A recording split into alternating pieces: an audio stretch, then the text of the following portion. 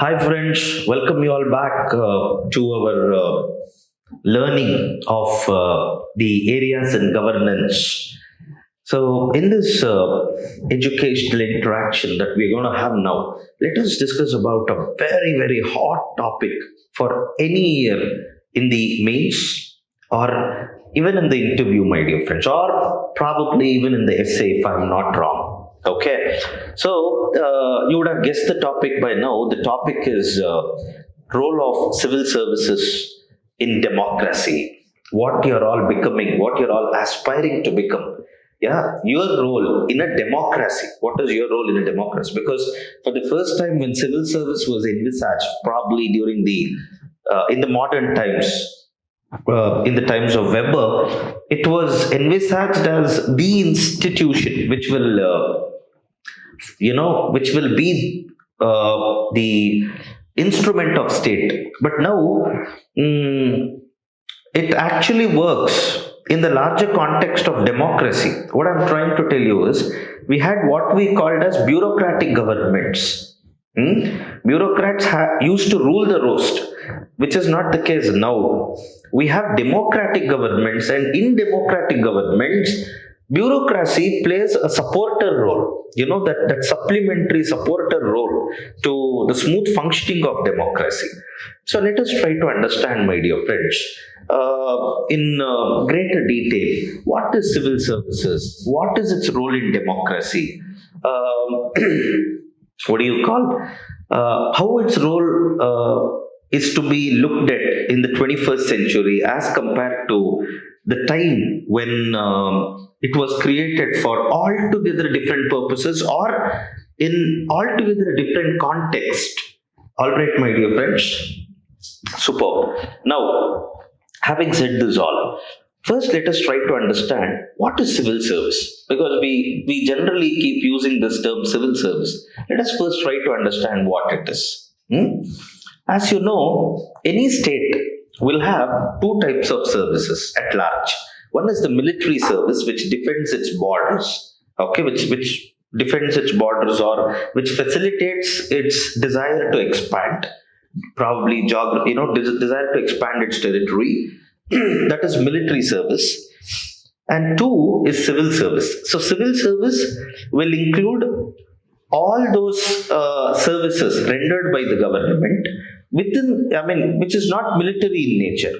It can be administration, it can be the maintenance of law and order, it can be collection of revenue or the tax administration or provision of health or education.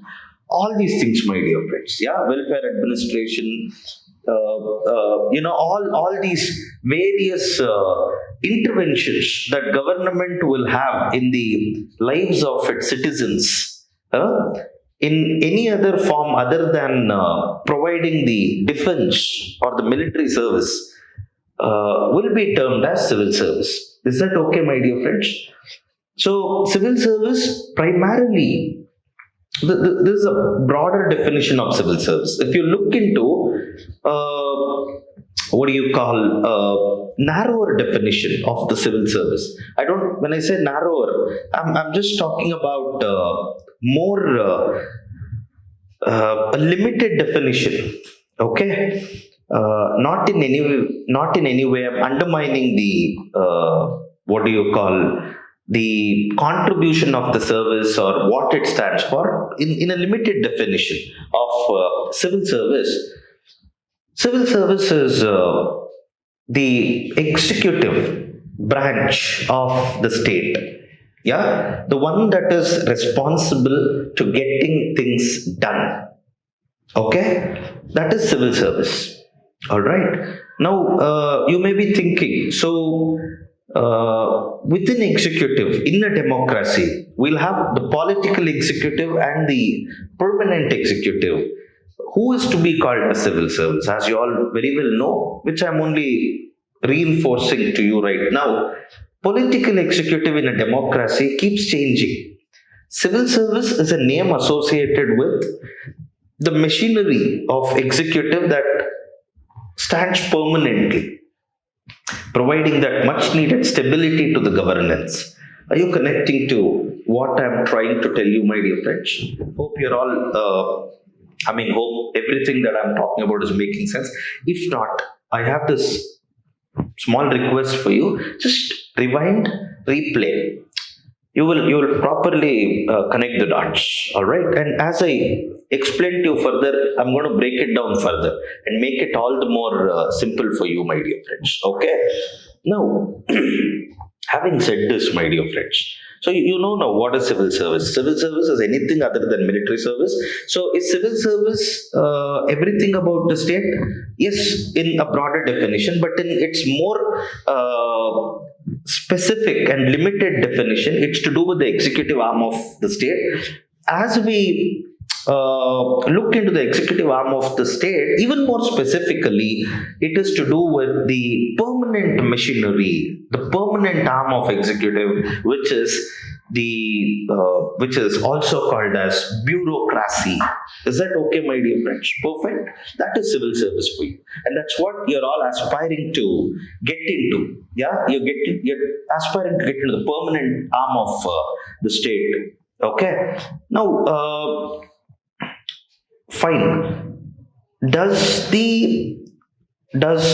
civil service only execute the policies that have been formulated, or does civil service only help in execution of the policies formulated by the legislature, or does it contribute to it?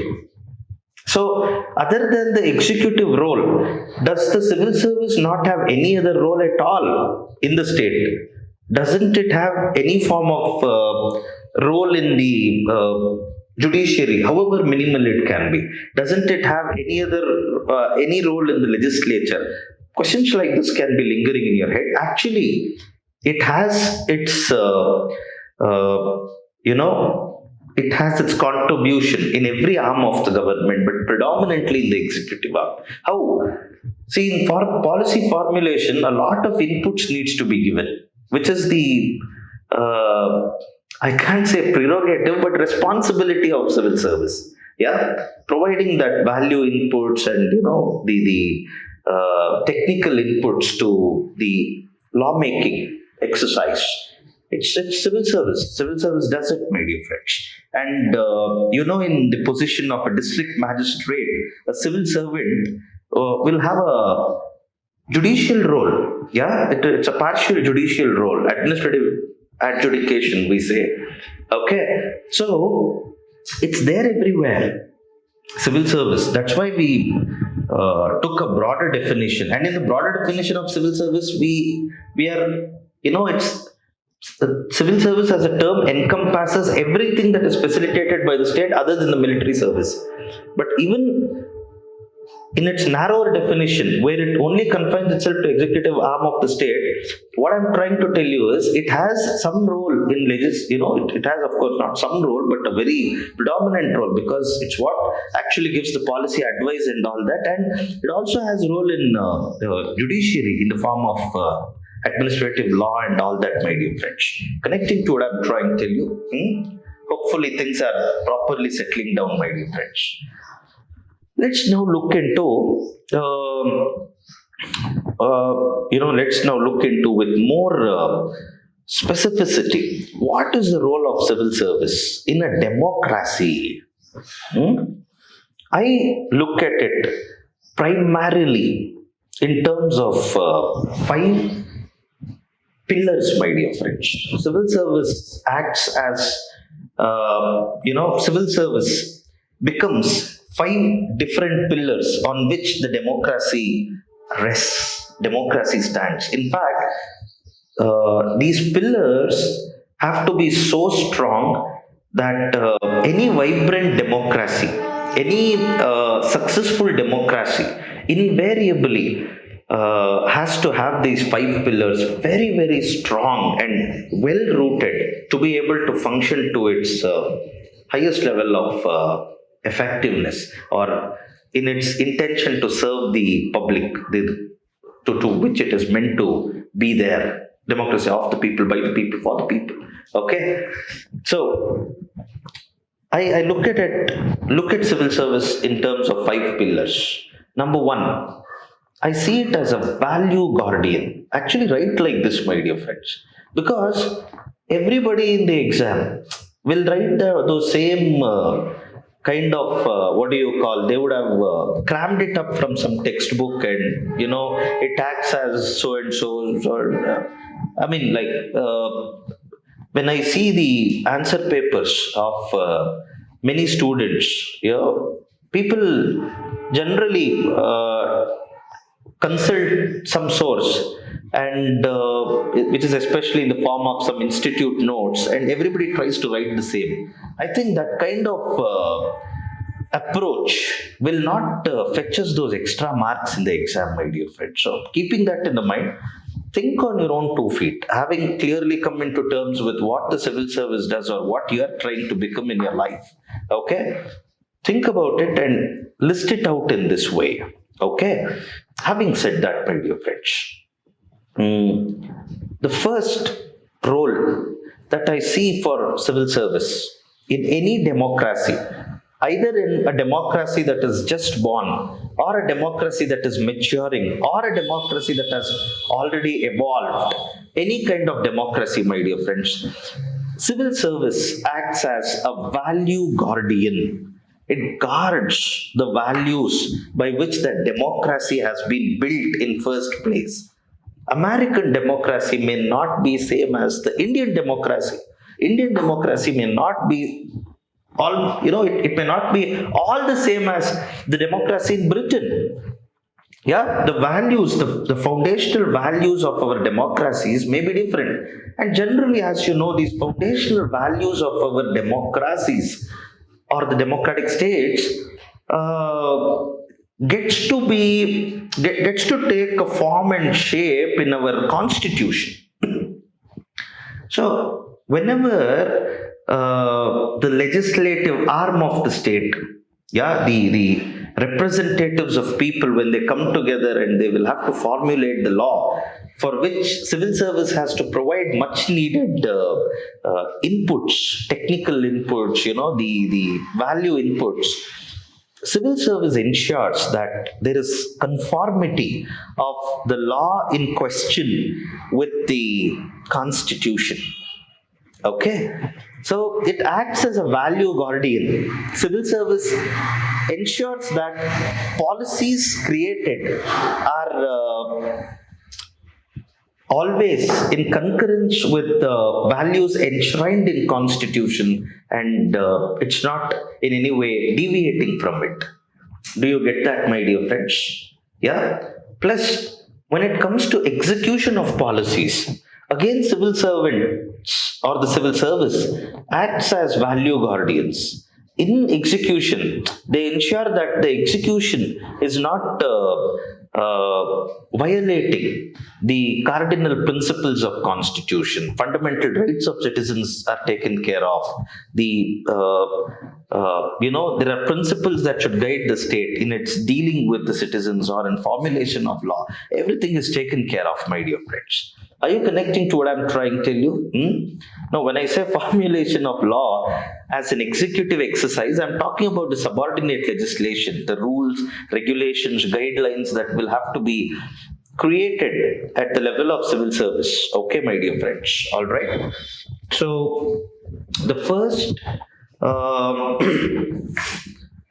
the very first role that you should see for civil service in any democracy, the one that is just created, the one that is maturing, like in the case of India, or the one that has already evolved and it is there, is it acts as a value guardian. Perfect? That's number one. Number two, my dear friends, take the case of India. If there was no civil service, how would we have built those institutions that we built that had to facilitate the rapid socio-economic development that was envisioned by the founding fathers of India, who were politicians? Are you connected to what I'm trying to tell you, my dear friends? The second role, or the second pillar the second pillar kind of role that I see for civil service in a democracy is it's an institution builder. Politicians will talk about the vision. Politicians will talk about the what needs to be achieved and what needs to be accomplished. Okay, but it is the civil service that will bring in the necessary organization. It is the organizational capacity of the civil service in terms of building these institutions from the scratch. Yeah, that matters in achieving whatever has been created as the political goals. Are you connecting to what I'm trying to tell you, my dear friends? For example, independent India saw number of institutions that were created. For example, the Planning Commission, the NDC, the Finance Commission, of course, the Constitution only we had created it, or so many other institutions and organizations were created meant to serve the public in a specified, with some specific objectives. So these institutions had to be built from scratch. They were not British institutions. So yes, there was some continuity from the past. I don't deny that. There was some continuity from the past. Some of the institutions that British had already created for us, we continued with it. But many institutions that had to bring about rapid socio-economic change and development were built thanks to the efforts of the committed and dedicated civil service of the nation, my dear friends. Even you, when you become IAS officers tomorrow or IPS officers, there is this continuous effort that is required, my dear friends, to better the institutions, to in fact replace the institutions which may have become dysfunctional with something that is more vibrant, proactive, citizen friendly, welfareist. All right, my dear friends. So that's the second thing. Second thing is institution builder. Number 3, facilitator of socio-economic change and development. Again, at the level of political executive, policies are created again with the inputs from the civil service.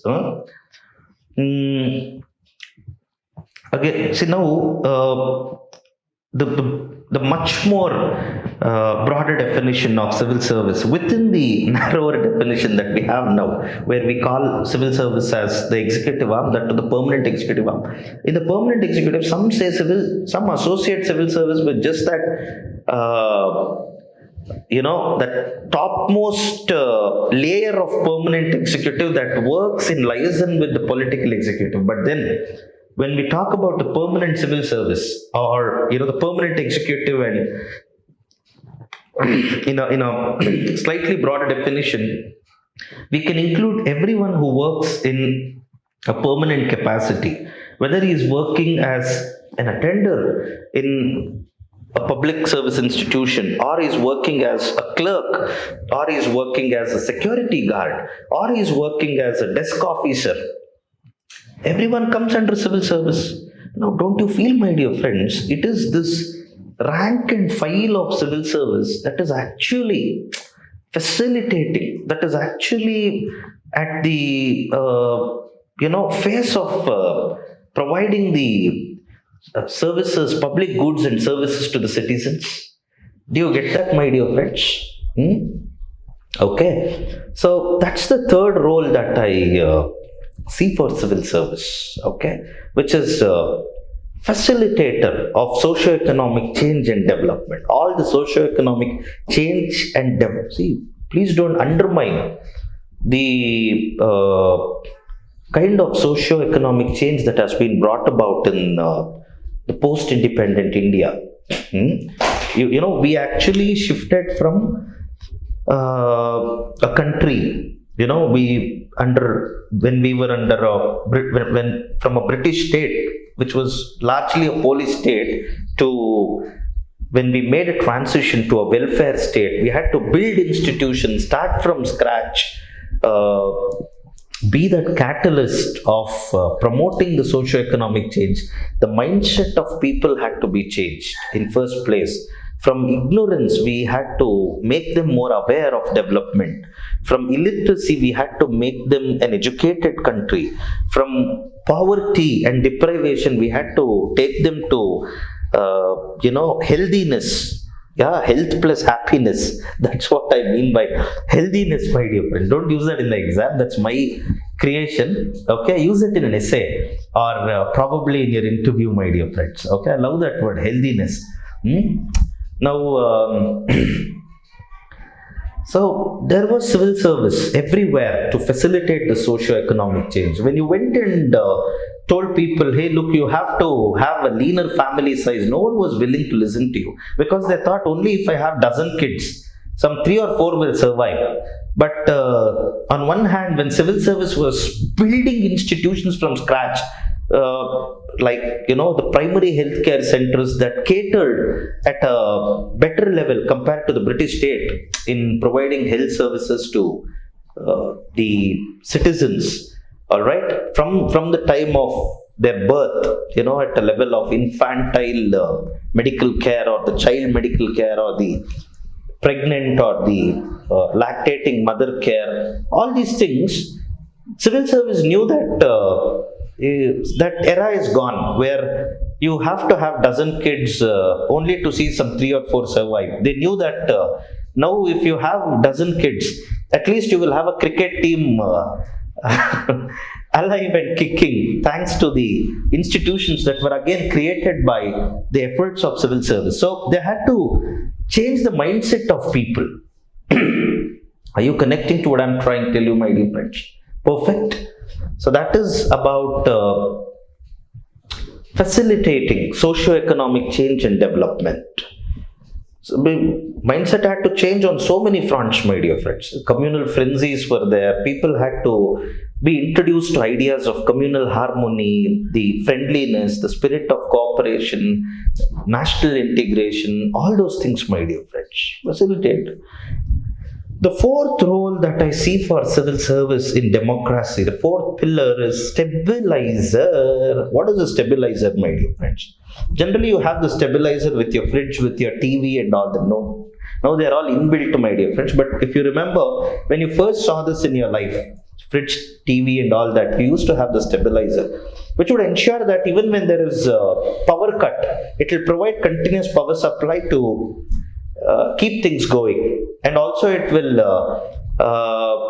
absorb those fluctuations in the power supply, thereby reducing the mitigating the risk of any accident. Okay, now that's what civil service also does in a democracy. As you know, political parties, they compete with each other to capture power, and whenever there has to be change in the guard, when I say that, what I'm trying to tell you is, whenever one political party is replaced by another political party to authoritatively use the power by the electorate, there is some transition period when one party comes down, another party gets into power and all that. But you see, government services doesn't cease during this transition period, thanks to the permanent executive in the form of civil service, which does it promptly, timely, continuously.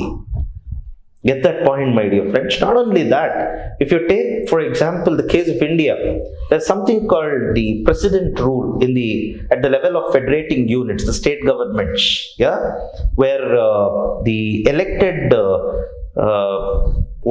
government, the government that has elected representatives is removed for whatever reasons it has to be, and directly the state government comes under the rule of the president, the union government, my dear friends. In those times, who do you think will ensure that consistency in governance, the continuity in the governance? The civil service. Yeah, stabilizer, my dear friends. Not only that, that is one thing, which is what, like I gave you an example of the stabilizer of the fridge or TV. It ensures permanency. It ensures permanence of power supply, number one. Number two, it also addresses the issue of fluctuations. Any riots, any problems, any large scale changes that is coming about, your civil service ensures that it's there, it neutralizes it, it ensures that everything is stabilized. Are you connecting to what I'm trying to do? Perfect? Superb. And most importantly, the fifth pillar, of course, what to say most important? Everything is most important only, my dear friends. But this fifth role that I see for civil service in any democracy, the fifth pillar is civil service as crisis manager. Crisis manager. Who do you think manages the natural hazards or disasters? If you see in any TV news channel, when there is a massive flood that has occurred, there is the DC, the hero who is in the middle, the SP and the DC are the people who are running from pillar to post, organizing things, providing leadership. Yeah, crisis managers. There is a riot, based on these fundamentalist notions of people. Yeah, communal frenzies. So, civil service is there to prevent people from, kind of protect people from killing each other in times of, these frenzies. Yeah, crisis manager. Okay, any large scale crisis that is affecting either the authority of the state or the peace among people, civil service always jumps in to see that it manages this crisis, it provides the necessary leadership, and it brings the situation out of the crisis. What is out of control is brought back to normalcy. Thanks to the civil service of India, which has played a pivotal and instrumental role in the entire post-independence years as one of the finest crisis managers anywhere in the world. Seriously, my dear friends. It is in that role that the Indian civil service has been phenomenal, superlative. Yeah, because in a democracy as big as India, as big, oh my God, just imagine the kind of problems, imagine the kind of crisis-like situations that could have been thrown up. And every time civil service has stood up and been there and done what has to be done to set things in control. Okay, so do you see this, my dear friends? I spoke about 5 important roles. 1, value guardian. 2, institution builder. 3, facilitator of socio-economic change and development. 4, stabilizer. And 5th, crisis manager. Write like this in the exam, my dear friends. And give proper examples and reasons why you see these roles for civil service in a democracy. Connecting to what I'm trying to tell you, my dear friends. Perfect? No, having said this, our discourse has to attend to one more thing, which is, see, civil service has to work under 2 cardinal principles in a democracy. 1, political neutrality. Another, anonymity. Political neutrality, why? Because governments keep changing, according to the political ideology that drives them. Civil service cannot be partial, biased in its political ideologies. Yeah, it will have to be an impartial facilitator and executor of any policies that is being formulated by the party that is in power. Okay, that's number 1. 2 is civil servants actually are not directly responsible to the public, except for the positions within civil service where you have to have that public interface, like for example the superintendent of police or the deputy commissioner, district collector. Yeah, so what happens, my dear friends? Civil service as the what do you call, civil service standing on these two stones, one neutrality and one anonymity, has been debated in the post-independence India. Starting from the time of first ARC and Srimati Indira Gandhi's time, we have thought of having committed bureaucracy in place of neutral bureaucracy. Bureaucracy that is committed to execute the political ideology of the day, instead of being neutral and instead of being a fence sitter. Yeah. As I told you, civil servants as value guardians has to ensure that conformity, and I feel the neutral bureaucracy is good, only that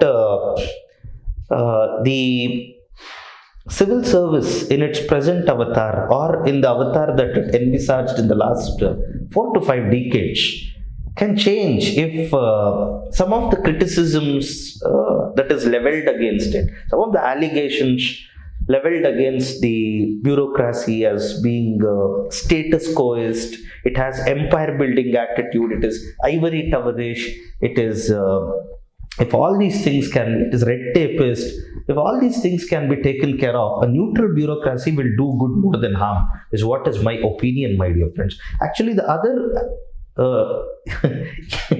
I don't know whether I can use this word, evil aspects, as we, at least as a taxpayer citizen, would look at the bureaucracy and criticize it. Not maybe all civil servants, but at least at large, this is what is being discussed and debated in the policy circles, where this red tapist, the ivory towerish, status quoist, all these evil aspects of bureaucracy within a democracy, if it can be addressed, neutral bureaucracy is still a good bet, my dear friends. Number one. Number two, take the case of anonymity. Now, is it okay for civil servants to hide behind the screens and be incompetent? Yeah, I mean, hide behind the political wheel and not being able to be responsible, even though there is that internal accountability where they're accountable to political executive. Should we make them more accountable to public, to whom they are actually meant to serve? This is also something that is widely debated, my dear friends. But in a democracy, I again have an opinion that yes, it's good for civil service to be anonymous and work from there. But again, these aspects, undesirable aspects that we see in bureaucracy, if it can be attended to with proper reforms, training, mindset change and all that, civil service is going to be a great blessing for any democracy, my dear friends. As the democracy matures, as the socio-economic development progresses in any democracy, I see the bureaucracy also matures to a better version of itself, and that's what I see happening in India. And I would want to be the cause and effect of it, my dear friends, which means what? I would want to produce good civil servants, even at their time of preparation to the civil service exam. I would like to produce those value driven, principles driven IAS officers. And as a citizen of this great country, I would like to enjoy the rule by these kind of transform bureaucracy, my dear friends. Bureaucracy has done a phenomenal role starting from the time of independence. All thanks to it. Concerns do remain, gaps do remain, and it is just that we are talking about, my dear friends. And if that can be addressed, civil service and democracy can be a superb thing. Thank you so much, my dear friends, for watching this video and learning a lot of good things from it. See you all in my next video on the next topic in governance. Thank you.